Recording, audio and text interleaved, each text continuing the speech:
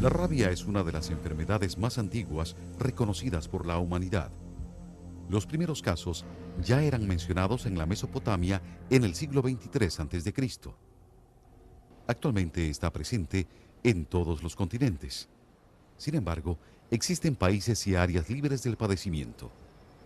La rabia es ocasionada por un virus en forma de bala del género Lyssavirus, que afecta a un gran número de especies animales. En los países de América son importantes dos tipos de rabia: la transmitida por perros y gatos, y la silvestre, cuyo principal transmisor es el murciélago vampiro. La rabia transmitida por murciélagos vampiros es exclusiva de los países de América. Existe desde el norte de México hasta el norte de Chile y región central de Argentina. Los murciélagos vampiros habitan en diversos refugios de las zonas tropicales y subtropicales de esta vasta región. El Desmodus rotundus, o vampiro común, es el principal responsable de los brotes de rabia silvestre registrados en los países de América, causando la muerte de personas y pérdidas económicas por la mortalidad de especies de interés ganadero. Los países americanos han logrado controlar la rabia transmitida por perros de la mayoría de sus grandes ciudades.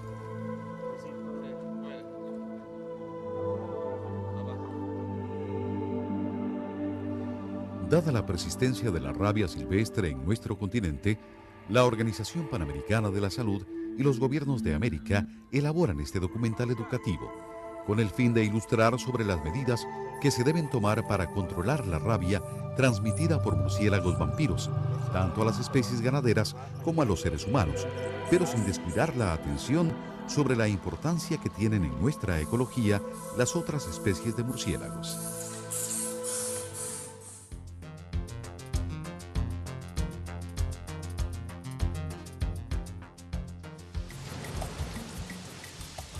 En nuestra casa grande, el planeta Tierra, existen cerca de 1000 especies de murciélagos, por lo que representan casi la cuarta parte de los mamíferos que la habitan.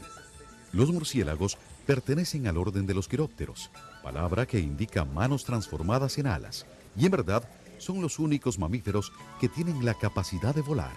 Por sus hábitos alimentarios, los murciélagos tienen un papel de capital importancia para mantener el equilibrio ecológico en la naturaleza.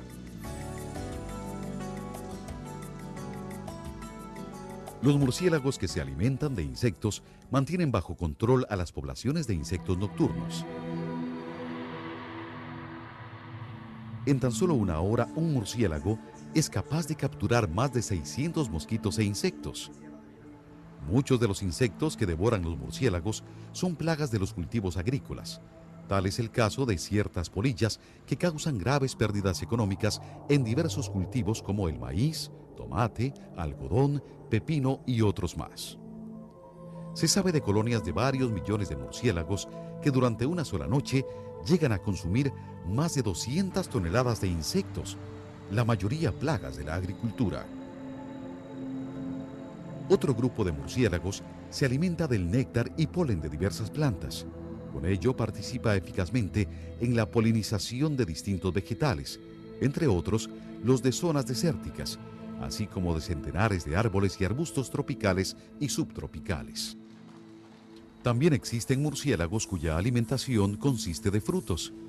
Estos llegan a las frondas de los árboles, desprenden el fruto con el hocico y lo transportan para luego, colgados con las extremidades posteriores y ayudados con los dedos pulgares de las anteriores, lo comen apetitosamente. Las semillas de estos frutos son diseminadas a distintas partes, por lo que su papel es de suma importancia en ecosistemas desérticos y en bosques tropicales.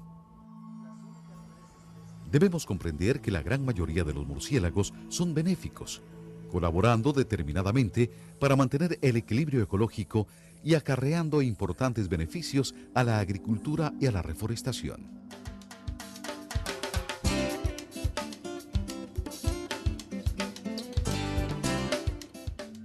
Del gran número de especies de murciélagos que habitan en el continente americano, solamente 3 de ellas son hematófagas, consistiendo su dieta alimenticia exclusivamente en sangre que obtienen mediante mordedura en otros vertebrados.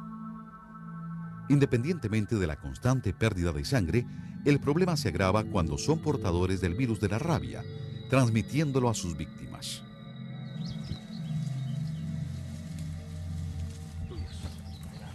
Estos son los míos.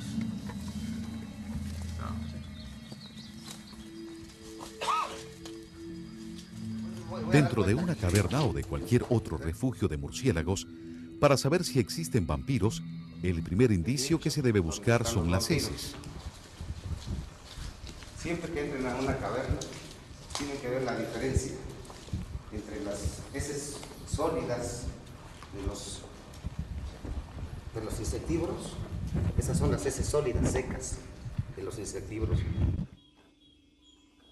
Las cavernas son refugios naturales de los murciélagos. Los murciélagos viven en cavernas, en troncos huecos de árboles, en casas abandonadas, en ruinas arqueológicas, pero en una caverna pueden encontrarse distintas especies de murciélagos. Puede haber insectívoros, frugívoros, polinívoros, de todas las especies de murciélagos. Pero dentro de la caverna siempre hay un respeto territorial. Donde está el excremento seco es el nicho donde están los murciélagos insectívoros.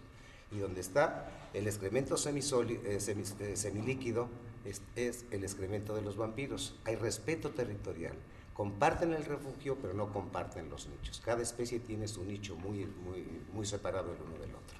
A diferencia de las fecales de los otros murciélagos, que siempre tienen una consistencia sólida, la de los murciélagos vampiros son semilíquidas, de color negro rojizo y con un característico olor a azufre.